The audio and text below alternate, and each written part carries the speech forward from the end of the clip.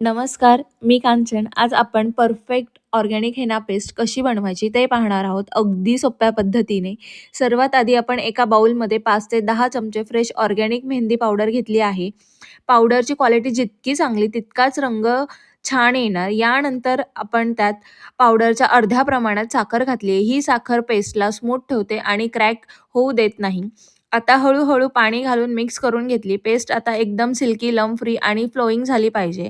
यानंतर त्यात आपण ब्रायडल ऑइल ॲड केलंय, त्यामुळे मेहंदीचा रंग खूपच डीप आणि रिच येतो. आता ही पेस्ट आपण 6 ते 7 तासांसाठी अशीच झाकून ठेवली आहे. ही स्टेप स्किप करू नका, कारण की यामुळेच परफेक्ट डाय रिलीज होतो.